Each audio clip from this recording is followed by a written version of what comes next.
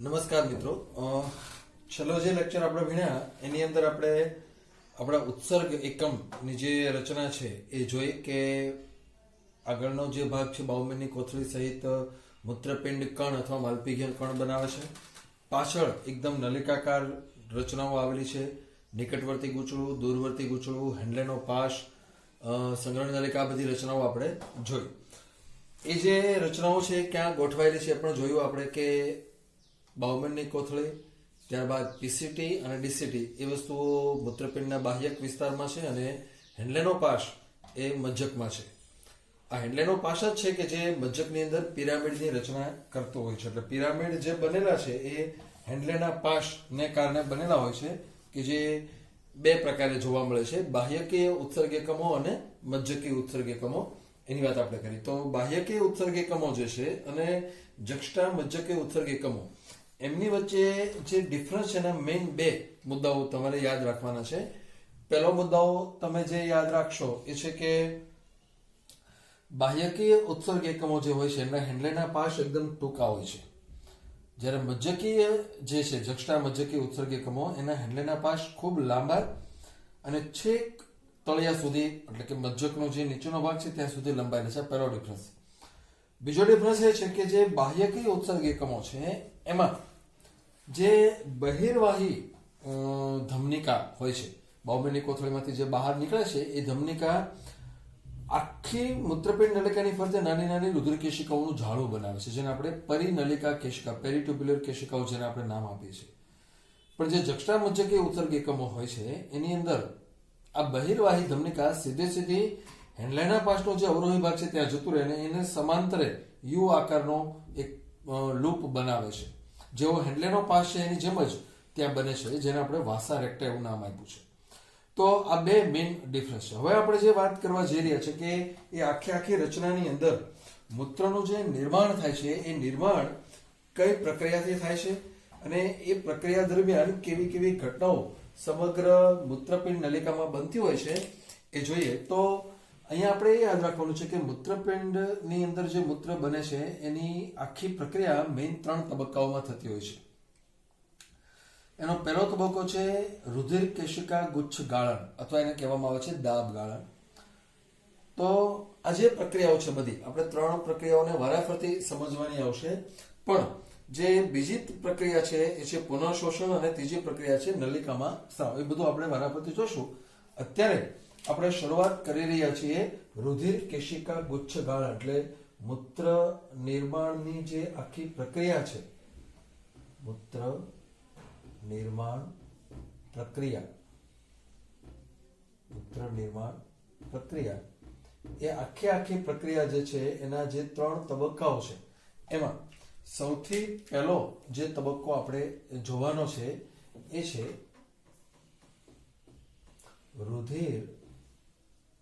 રુધિર કેશિકા ગુચ્છ ગાળણ, અથવા એને દાબ ગાળણ એવું પણ નામ હોય છે. દાબ ગાળણ એટલા માટે કે જે ગાળણ ફિલ્ટ્રેશન થાય છે એ દબાણને કારણે થતું હોય છે. તો આ પ્રક્રિયા કેવી રીતે થાય એ આખી ઘટના એને આપણે સમજીએ છીએ. તો શું થશે?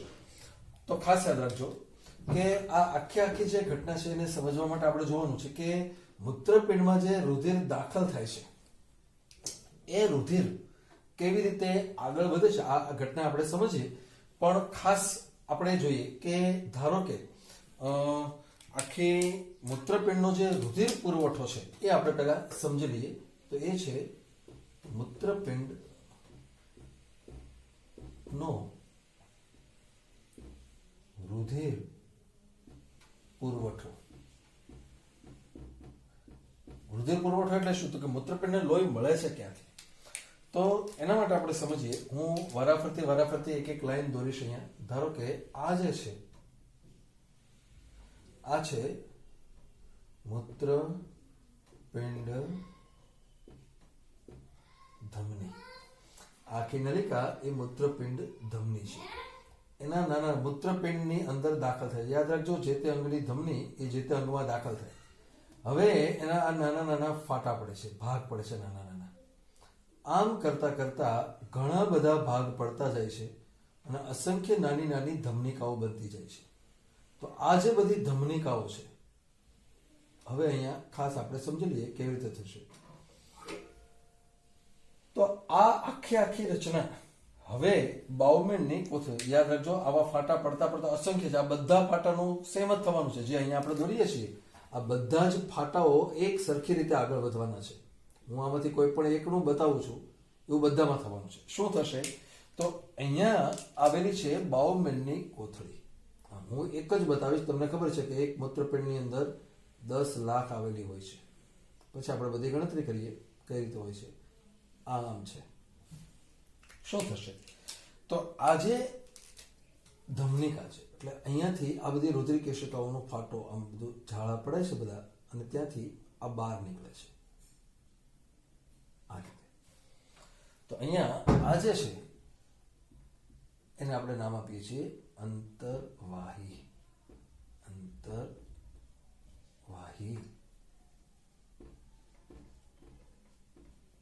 ધમનિકા. આ અંતર્વાહી ધમનિકા છે. આ જે છે એ છે બહિર્વાહી ધમનિકા. હવે શું થશે? તો કે આપણે ગઈકાલના લેક્ચરમાં જોયું કે આના 2 ઓપ્શન છે. કાં તો બાહ્ય કે ઉત્સર્ગિકમ હશે તો આમાંથી પેરીટ્યુબ્યુલર કેશિકા એટલે કે પરિનલિકા કેશિકા બનશે, કાંઈ વાસારેખા બનશે. પણ અંતે એમાંથી જે થવાનું છે એ જ રીતે અહીંયા આપણે દોરીએ કે આમાંથી બનવાની છે શિરિકા. એટલે આ જે છે એ આગળ જતા આમ શિરિકા બની. હવે આવી બીજી શિરિકાઓ જોડાશે. કેવી રીતે એ આપણે અહીંયા હાલ સમજી લઈએ કે જેમ અહીંયા આવી છે એમ આ પણ ગઈ હશે, આ ગઈ હશે, બધે ગઈ હશે. તો બધાનો અંત તો આવો જ આવવાનો છે. એટલે બધી પાછી ફરશે ત્યારે આ જ રીતે ફરશે. એટલે આ રીતે જોડાતા જોડાતા આવી નાની નાની શિરિકાઓ બધી જોડાતા જોડાતા આમ થશે. ખાસ સમજી લેજો. અહીંથી આ બધી જોડાતી જશે, આ પણ જોડાશે. અહીંથી આમ જોડાતા આ બની જશે મૂત્રપિંડ શિરા. મૂત્રપિંડ શિરા આમ છે. આ મૂત્રપિંડ તમે જે આગળ ભણીને આવો છો, પહેલા લેક્ચરમાં તમે જોયું હતું કે નાભીમાંથી આ બધું પસાર થતું હોય છે. તો હવે આપણે જે વાત સમજવાની છે શું છે, ખાસ ખૂબ જ ધ્યાનપૂર્વક અહીંયા સમજજો. આ જે છે એની અંદર શું છે? તો કે આની અંદર રુધિર વત્તા ઉત્સર્ગ દ્રવ્યો આ છે. આમાં આની અંદર જે પ્રવાહી છે એમાં શું છે? રુધિર છે અને ઉત્સર્ગ દ્રવ્યો છે. આ બધું લોહી અહીંયા જાય છે. અહીંયા જ્યારે ગળાશે ત્યારે આમાંથી અહીંયા ઉત્સર્ગ દ્રવ્યો નીકળી જશે.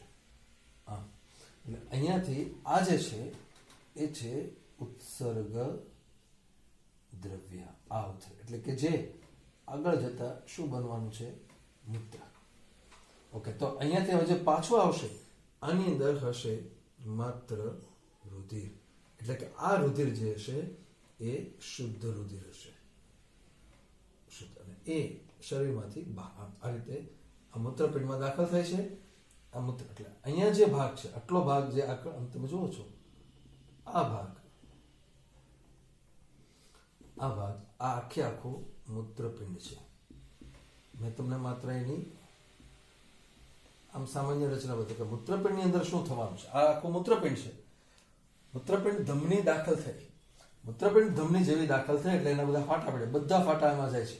તો હવે તમને ખબર પડી જવી જોઈએ કે જો આપણા એક મૂત્રપિંડની અંદર 10 લાખ આવા એકમો હોય તો આવી અંતર્વાહી ધમનિકા પણ 10 લાખ હોવી જોઈએ, બહિર્વાહી ધમનિકા પણ 10 લાખ હોવી જોઈએ. કારણ કે બધાની અંદર એક હશે. એટલે આના આટલા બધા સૂક્ષ્મ ફાટાઓ ત્યાં પડતા હોય છે. એટલે બધા જ ફાટાઓ જે છે એ ભેગા થઈ છે ને એટલે અહીંયાથી જે લોહી આવે છે આમ આવે છે, અહીંથી આમ આવે છે, અહીંથી લોહી આમ આવે છે. આ બધું જ લોહી એ શુદ્ધ થઈને આવતું લોહી હશે. જેમ અહીંયાથી આમ જતું હશે, લોહી આમ જતું હશે, આ રીતે બધી જગ્યાએ લોહી જતું હશે. એ અંતે તો આ બધાને ક્યાં જવાનું છે? આ બાઉમેનની કોથળીની અંદર. તો બાઉમેનની કોથળીની અંદર જે ઘટના બને છે એ ઘટના આ આખી રુધિરના શુદ્ધિકરણની છે. એટલે કે અહીંથી જે લોહી દાખલ થયો છે એ રુધિર વધતા એટલે અહીંયા જે પહેલી ઘટનાની આપણે વાત કરી છે ને રુધિર કેશિકા ગુચ્છ ગાળણ અથવા તો દાબ ગાળણ, જે આપણે હવે અત્યારે ભણવા જઈ રહ્યા છીએ, આ ઘટના આખી. તો આ દાબ ગાળણની જે પ્રક્રિયા છે એ અહીંયા છે, બાઉમેનની કોથળી. એટલે અહીંયા જે થાય છે એ આ છે દાબ ગાળણ. એટલે અહીંયાથી હજી યાદ રાખજો, માત્ર કચરો દૂર થયો છે, એ તો ઘણું બધું હજી ડીપમાં છે, આપણે હમણાં જોઈએ. પણ આ આખી જે ઘટના છે એ સમજવા માટે તમારા લોહી ક્યાંથી આવે છે ને કેવી રીતે નીકળે છે એ ખાસ સમજવું જરૂરી છે. તો આવી રીતે એ આખો જે વિભાગ છે, કેવી રીતે મૂત્રપિંડની અંદરથી આખી જે લોહીની જે પુરવઠાની જે રચના છે એ પુરવઠો સમગ્ર મૂત્રપિંડની અંદર દાખલ થાય છે અને એમાંથી પછી આગળ જતા દાબ ગાળણને આધારે એ લોહી શુદ્ધ થતું હોય છે. હવે આપણે જે આગળ વાત કરવાની છે એમાં શું છે કે મૂત્રપિંડનું જે આખું કાર્ય છે એ કાર્ય આ આખી ઘટના કેવી રીતે વ્યવસ્થિત સંભાળે છે. તો અહીંયા આ દાબ ગાળણની પ્રક્રિયા જે તમને બતાવવામાં આવી છે એ ઘટના જ આપણે અત્યારે વધારે ડિટેલમાં સમજીએ. તો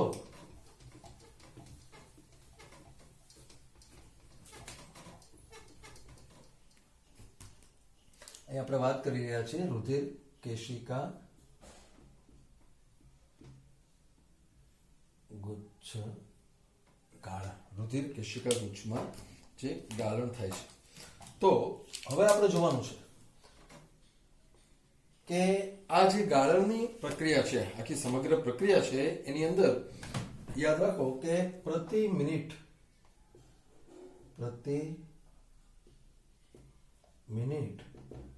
જે લોહી દાખલ થાય છે, ખાસ યાદ રાખો કે દર મિનિટે 1100 થી 1200 ml રુધિર દાખલ થાય છે. એક મૂત્રપિંડની 1100 થી 1200 ml લોહી આપણા મૂત્રપિંડમાં, બેનું ટોટલ આપેલું છે આપણને અહીંયા.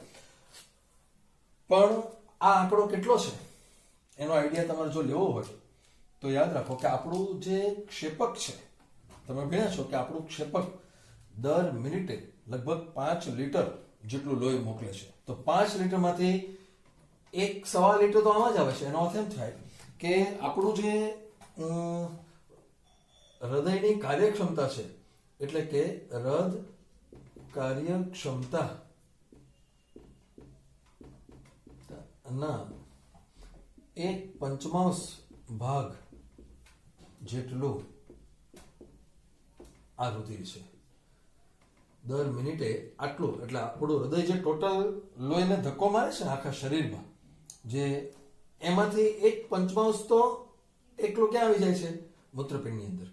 આ મૂત્રપિંડની અંદર લોહી દાખલ થાય છે.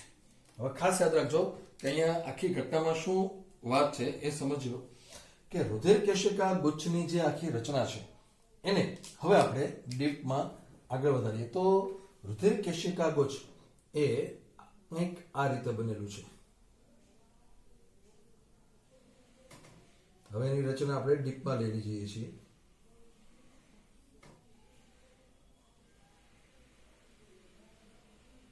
આ છે બાઉમેનની કોથળી. કોથળી છે બે વિસ્તારોની બનેલી છે.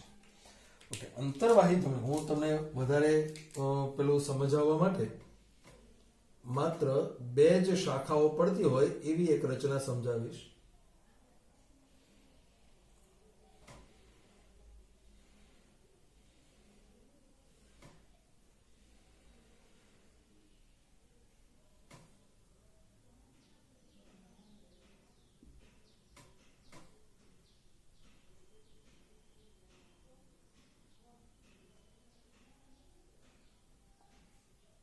જો આ જે છે એ અંતરવાહી ધમનિકા છે. તે લોહી જાય છે તો તમે જો આની બે શાખાઓ પડી. બાઉમેનની કોથળીની જે અંદરની દિવાલ છે એને પેરેલલ એ શાખાઓ આગળ વધે છે. થોડું વધારે ક્લિયર કરું હું. આ રીતે છે. તમે જુઓ અહીંયા કે આ બંને શાખાઓ આમ આગળ વધી અને એ જ બે પાછી જોડાણી. તો હવે જે બે જોડાણી છે એ જ શાખા અહીંથી આમ બહાર આવશે.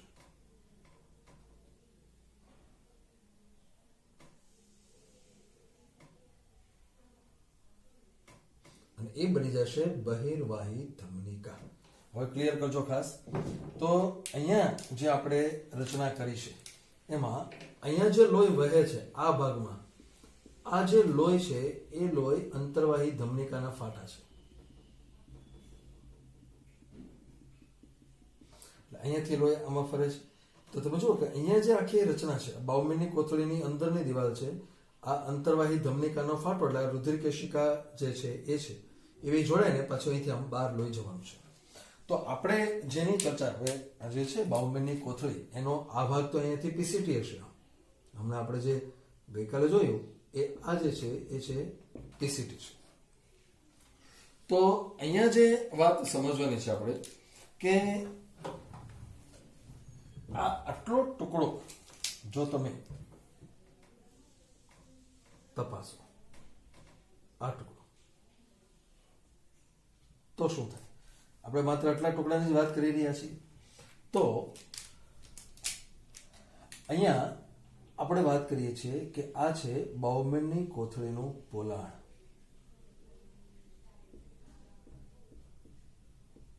આ પોલાણ છે, આ જે છે બાઉમેનની કોથળીનું પોલાણ. અહીંયા ગઈકાલે આપણે જેની વાત કરી એ બધા પોડોસાઇટ ના છિદ્રો છે.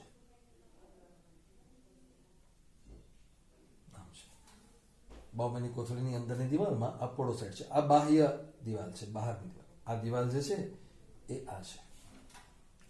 રુધિર કેશિકા જે છે એ આ છે. અહીંયા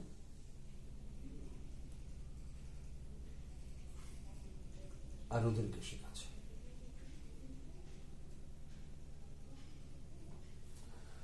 તો હવે તમે જોઈ શકો છો કે જે ભાગમાં લોહી પસાર થઈ રહ્યું છે એ ભાગ ટોટલ 3 પડ ધરાવતું હોય છે એમ કહી શકાય આપણે. આ 3 પડો કયા છે એ અહીંયા સમજી લઈએ. તો આ જે છે આ છે અંતઃસ્તર, રુધિર કેશિકાનું અંતઃસ્તર, અંદરનું પડ છે. આ પડ છે. એની વચ્ચેનો જે ભાગ છે અહીંયા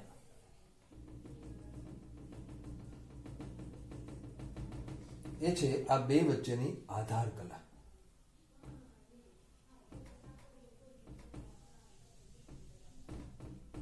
બે વચ્ચેની આધાર કલા છે. અને અંદર જે છે એ બાઉમેનની કોથળીનું અંદરનું સ્તર છે. જો ખાસ યાદ રાખજો, એ જે છે એ બાઉમેનની જે કોથળી છે એનું અંદરનું પડ છે. આ છે.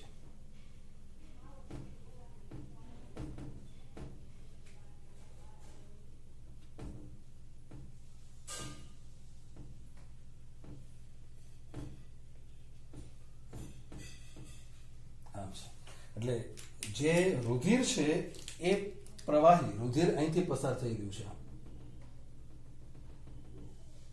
આ છે રુધિરનો પ્રવાહ છે.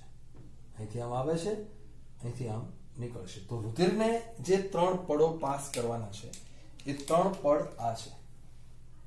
આ એટલે લોહીમાંથી પદાર્થો આમ પસાર થવાના છે. તો કેટલા પડો પાસ થાય તમે સમજી લેજો. ફરી વખત કેટલા પડો પાસ કરવાના છે? લોહીમાંથી જે પદાર્થોને પોલાણમાં આવવાનું છે એ બધું અહીંયા ભેગું થશે. તો એ કઈ રીતે ભેગું થશે એ ખાસ સમજી લો. પહેલા એ પાસ કરશે અંતઃસ્તર, પછી આધાર કલા અને પછી બાઉમેનની કોથળીનું અધસ્તર. આ 3 પડ 3 સ્તરની દિવાલમાંથી પસાર થઈને એ ત્યાંથી પદાર્થો આવી શકે છે. એટલે હવે આપણે જે વાત કરી રહ્યા છે એ આમ છે. બાઉમેનની કોથળીમાં જે દાબ ગાળણ થાય છે એ આ રીતે થાય છે. આપણે બધા આંકડાઓ સહિત બધું ભણવાનું છે, પણ અહીંયા આ 3 પડ પસાર કરીને એ બધા પદાર્થો અહીંયા જમા થઈ રહ્યા છે. આ ઘટના એને આપણે કહીએ છીએ દાબ ગાળણ. અહીંયા જે થાય છે એ શું છે? દાબ. એટલે દાબ ગાળણની પ્રક્રિયા એ કેવી રીતે થાય? એટલે મેઇન વાત એ છે, હમણાં આપણે જે આખી ધમનીની રચના જોઈ હતી તો એ ધમનીમાંથી જે લોહી દાખલ થાય છે દર મિનિટે બંને કિડનીથી 1100 થી 1200 ml જેટલું લોહી એમાં દાખલ થતું હોય છે. તો આ આખા લોહીમાંથી જે પદાર્થો આમ નીકળે છે એ જ ઘટના એને આપણે કહીએ છીએ રુધિર કેશિકા ગુચ્છ ગાળણ. એટલે ગાળણની જે આખી પ્રક્રિયા છે એ પ્રક્રિયાની આખી ફલશ્રુતિ એ છે કે લોહીમાંથી ઘણા બધા ઘટકો આ બાઉમેનની કોથળી પાઇપલાઇન છે આખી, એ પાઇપલાઇનમાં દાખલા. હવે એનું આગળ શું થાય છે પણ આપણે ઘણો બધો અભ્યાસ એનો કરવાનો છે. તો સૌથી પહેલી વાત એ છે કે આ ગાળણ થયેલી જે આખી પ્રવાહી છે એનું આયોજન કેવું હોય છે એ સૌથી પહેલા આપણે થોડું સમજી લઈએ. તો ગાળણની પ્રક્રિયા પૂરી થાય એટલે કે ગાળણનું આખું જે ઘટના છે એ અહીંયા બાઉમેનની કોથળીમાં બને છે. તો એ કેટલા પ્રમાણમાં ગાળણ કરે છે એ પણ આપણે હારોહાર સમજી લઈએ.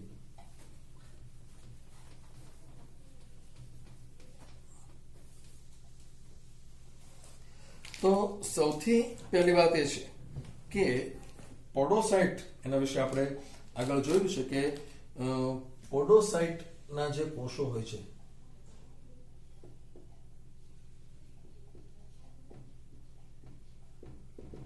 એની પહેલાનો જે લેક્ચર આપણે જોયો એની અંદર જ વાત કરી કે પોડોસાઇટ્સ જે હોય છે એને કારણે એકદમ સૂક્ષ્મ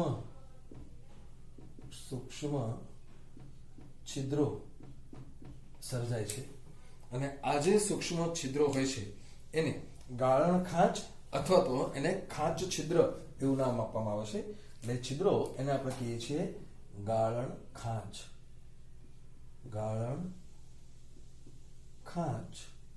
અથવા એને કહેવામાં આવે છે ખાંચ છિદ્ર.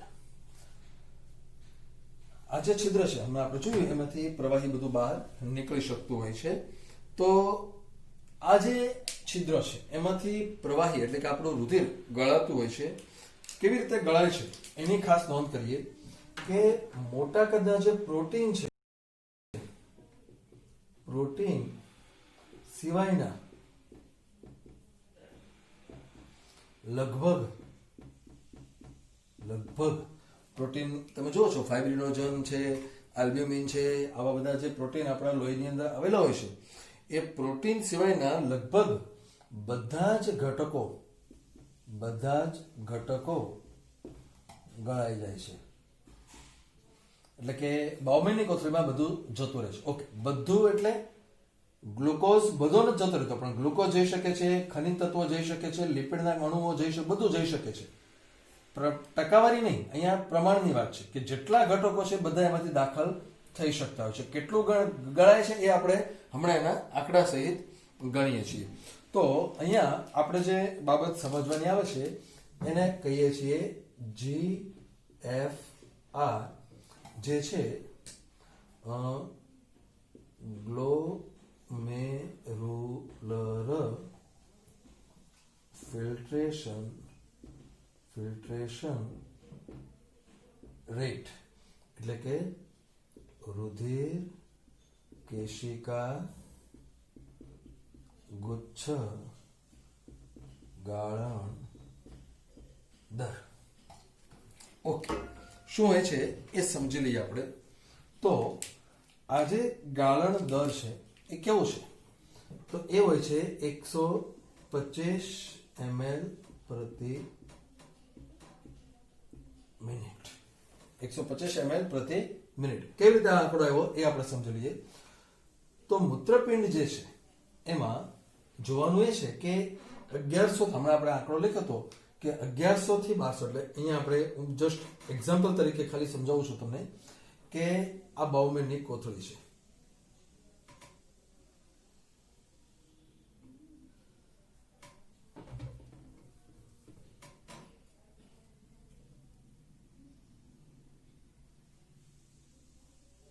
બાઉમેનની કોથળી છે. એની અંદર અંતર્વાહી અને બહિર્વાહી ધમનિકાઓ એ આ રીતે આપણે આમ બતાવીએ. સિમ્પલ હાવ એમને બતાવું છું. તો વાત એમ છે કે દર મિનિટે અહીંયાથી જો તમે ગણતરી કરો તો 1100 થી 1200 ml રુધિર પસાર થાય છે દર મિનિટે. અહીંથી દર મિનિટે 1100 થી 1200 ml લોહી એમાંથી પાસ થઈ છે, કારણ કે જાય છે એવું બહાર નીકળવાનું છે. તો એમાંથી જ્યારે અહીંથી ગાળણ થશે ત્યારે શું થશે? તો આ 1100 થી 1200 ml માંથી અહીંયા જે છે એ છે 125 ml પ્રતિ મિનિટ. અહીંયા પડે છે 100 ml પ્રતિ મિનિટ જ છે. 100 ml લોહી પસાર થાય છે પ્રતિ મિનિટ. અહીંયા લખી જ દઈએ આપણે પ્રતિ મિનિટ. પ્રતિ મિનિટ 1100 થી 1200 ml રુધિર પસાર થાય. એમાંથી 125 ml અહીંયા થાય. એટલે આ જે આંકડો મેં તમને કીધો છે એ આંકડો 20 લાખ બાઉમેનની કોથળીનો છે. યાદ રાખજો, એક મૂત્રપિંડમાં 10 લાખ, બીજામાં 10 લાખ, એટલે ટોટલ થયું. એટલે આ આંકડો પણ એમ છે, યાદ રાખજો, ફરી વખત ભૂલ ન પડે. એક બાઉમેનની કોથળી તો અતિશય સૂક્ષ્મ છે, એમાંથી એટલું બધું પસાર નથી થતું. આ આંકડો ટોટલ બંને મૂત્રપિંડનો થઈને છે. આ આંકડો પણ એટલે કે ટોટલ એક મૂત્રપિંડમાં 10 લાખ, બીજા મૂત્રપિંડમાં 10 લાખ, એટલે ટોટલ 20 લાખ આ મૂત્રપિંડ નલિકાઓ છે. 20 લાખની આગળની તરફ આ બાઉમેનની કોથળી છે. 20 લાખની અંદર આ રીતે અંતર્વાહી ધમનિકા અને બહિર્વાહી ધમનિકા છે. તો 20 લાખ બાઉમેનની કોથળીની અંદર આ ટોટલ જે લોહી પસાર થાય છે 1 મિનિટમાં એ છે 1100 થી 1200 ml. અને એમાંથી જે ટોટલ ભેગું થાય છે બધામાં ભેગું થઈને એ છે 125 ml પ્રતિ મિનિટ. અને એ જે છે એ છે આપણું ગાળણ, GFR. તો હવે આપણે જે જોવાનું છે એ શું છે કે આ 125 ml પ્રતિ મિનિટ એની અંદર તમે ગણતરી કરો તો 125 ગુણ્યા આ 1 મિનિટનું છે એને ગુણ્યા 60 કરશો તો તમને કલાકનું મળશે, અને એને ગુણ્યા 24 કરશો તો તમને એક દિવસનું મળશે. તો એ હોય છે 180 લીટર પ્રતિ દિવસ. તમારે ગણતરી કરવી હોય તો આની આરે ગણતરી કરજો.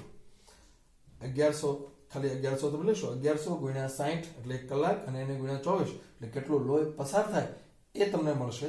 અને એમાંથી 180 લીટર પ્રતિ દિવસ અહીંયા ફિલ્ટ્રેશન થાય છે. આપણે તમને ઘણી વખત એવો પ્રશ્ન થશે કે સાહેબ આપણું તો લોહી ટોટલ 5 લીટર છે, તો કેમ આટલું એક છે? પણ એનો જવાબ તમને પછી આગળ મળશે કે આ જેટલું જાય છે એમાંથી પાછું ઘણું બધું આપણે મોટા ભાગનું 99.99% પાછું લઈ લઈએ છીએ.